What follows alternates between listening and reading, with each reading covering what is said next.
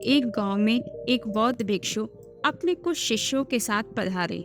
उन्होंने अपने शिष्यों से कहा, शिष्य, अब हम कुछ दिन यहीं पर रहेंगे, तुम हमारे रहने की व्यवस्था करो।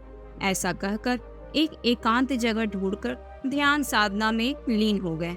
वह बौद्ध भिक्षु भगवान बुद्ध के बहुत प्रिय शिष्य थे। उनकी प्रसिद्धि दूर दूर तक फैली हुई थी। जब उस गांव में गए तो कुछ ही दिनों में चारों तरफ यह खबर फैल गई कि एक बहुत बड़े बौद्ध भिक्षु हमारे गांव में पधारे हैं, जिनको भी जो समस्या है वह उनके पास जा सकता है। उस नगर के राजा ने जब यह सुना कि हमारे गांव में एक बहुत बड़े बौद्ध भिक्षु पधारे हैं, तो वह भी उनसे मिलने चल पड़ा अपनी समस्या को लेकर। जब उनके पास आता है तो उनको प्रणाम करके उनके सामने बैठ जाता है।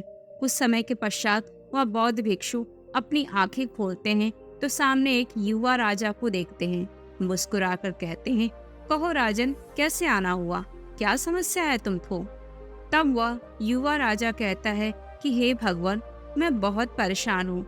मैं साधारण इंसान के समान जी ही नहीं पा रहा हूँ। मेरा मन बहुत अशांत है। जो भी काम करता हूँ उसमें असफल हो जाता हूँ, जबकि मेरे पास हर सुख सुविधा है, धन है, दौलत है, नौकर चाकर हैं, फिर भी मैं खुशहाल नहीं हूँ। मुझे मेरा मन बहुत बेचैन किया रहता है। न जाने कैसे कैसे सवाल मन में तूफान की तरह आते रहते हैं। मैं चाह कर भी शांत नहीं हो पा रहा हूँ। कृपया मेरी समस्या का समाधान कीजिए। तो वह बौद्ध भिक्षु कुछ देर तक शांत रहते हैं, फिर मुस्कुराते हुए बोलते हैं, हे राजन, सबसे पहले आपको मेरी एक शर्त माननी होगी। उसके पश्चात आपकी समस्या का निवारण अवश्य हो जाएगा। तो राजा कहता है, आदेश दीजिए। तो भिक्षु कहते हैं, तुम्हें 10 दिनों तक मेरे आश्रम में एक सामान्य जीवन जीना होगा, बिना किसी राज्य की सुख सुविधाओं से। उसके पश्चात तुम्हारे सारे सवालों का जवाब तुम्हें स्वयं ही मिल जाएगा। तो राजा कहते हैं, मुझे आपकी शर्त मंजूर है। मैं कल सुबह ही आपके आश्रम में पुनः पधारूंगा। ऐसा कहकर राजा प्रणाम करके वहां से चला जाता है और दूसरे दिन ही सुबह एक साधारण युवक की भांति बौद्ध भिक्षु के पास आता है और कहता है, महात्मन, मैं आ गया। अब आप जैसा कहेंगे मैं वैसा ही करूँगा।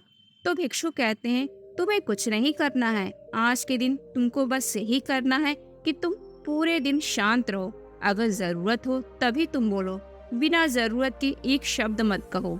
बस यही तुम्हें करना है। तो राजा कहता है, ठीक है, इसमें बहुत मुश्किल तो है नहीं। वह बगल के ही एक कुटिया में जाता है और वहां बैठ जाता है। एकांत में कुछ भी नहीं बोलता, बस आते जाते लोगों को देखता है। उसका मन करता है बोलने का, लेकिन फिर भी वह नहीं बोलता। संध्या होने पर वह बाहर बैठकर प्राकृतिक दृश्य को देखता है। उसे बहुत अच्छा लगता है। शांत वातावरण, चिड़ियों की चहचहाहट उसे स्पष्ट रूप से सुनाई दे रही थी। आज के पहले उसने यह कभी नहीं सुना था, कभी ऐसा महसूस नहीं किया था। उसे बड़ा ही आनंद आ रहा था। रात होने पर वह जाता है बौद्ध भिक्षु के पास और कहता है, बौद्ध भिक्षु, मैंने आज दिन भर बात नहीं की, लेकिन मुझे इसका कोई दुख नहीं है। मुझे तो बड़ा अच्छा लग रहा है। शांत वातावरण, मन भी थोड़ा शांत है। मन में कई सवाल आए और चले भी गए, लेकिन आज के पहले मैंने ऐसा अनुभव कभी नहीं किया था। बौद्ध भिक्षु मुस्कुराए और बोले, बस यही तुमको 10 दिनों तक करना है। राजा वहां से चला जाता है। दूसरे दिन उठता है, फिर वैसे ही शांत रहता है। जरूरत ना हो तो बिल्कुल नहीं बोलता। धीरे धीरे उसका मन शांत होने लगता है। जितने भी विचार मन में आते थे, धीरे धीरे मन से बाहर भी निकल जाते थे। प्राकृतिक दृश्य उससे बड़ा अच्छा लगने लगा था, मानो उससे लगाव सा हो गया था। जब भी वह बाहर बैठता तो प्राकृतिक दृश्य को देखता, चिड़ियों को देखता, पेड़ पौधों को देखता, नदियों को देखता। इन सब में उसे बहुत सुख और शांति महसूस होती। मन में कोई द्वंद्व नहीं रह जाता, क्योंकि कहा जाता है, जब आप किसी से बात करते हो तभी बात आगे बढ़ती है। लड़ाई झगड़ा, चोरी डकैती, कई अपराध हमारा यह जबान ही कराता है। चाहे तो हम अपनी मौन की शक्ति से कई झगड़ों को, कई घरों को टूटने से बचा सकते हैं, लेकिन आम इंसान ऐसा कहाँ चाहता है। अगर उसे कोई 2 बातें सुनाए तो वह 10 बातें सुना देता है बदले में। तो ऐसे में लड़ाई होना, घर टूटना तो स्वाभाविक ही है। वह राजा भिक्षु के पास आता है और उनको प्रणाम करके बड़े ही शांत भाव से कहता है, हे भिक्षु, आपने तो मुझे 10 दिनों का समय दिया था, लेकिन इतने दिनों में ही मेरे मन के जितने भी सवाल थे, उथल पुथल थे, सब शांत हो गए। अब मुझे कोई सवाल नहीं करना। मैंने ऐसा आनंद अपने जीवन में कभी नहीं पाया था। सारी सुख सुविधाओं के होते हुए भी मैं अशांत रहता था, खुशी की तलाश किया करता था, लेकिन आज मैं पूरी तरह से खुश और संतुष्ट हूँ। ऐसा कहकर वह फिर से एकांत में चला जाता है। और यह क्या, जैसे ही वह बैठता है, थोड़ी ही देर में उसकी आंखें अपने आप बंद हो जाती हैं और वह ध्यान साधना में चला जाता है, गहरे ध्यान साधना में। क्योंकि ध्यान साधना के लिए सबसे जरूरी जो चीज होती है वह होता है मन का शांत होना, और उस राजा का मन पूरी तरह से शांत हो गया था। दूसरे दिन भिक्षु अपने शिष्यों को उपदेश देते हैं कि इंसान चाहे तो अपने आसपास का माहौल अच्छा भी बना सकता है और चाहे तो बहुत बुरा भी बना सकता है।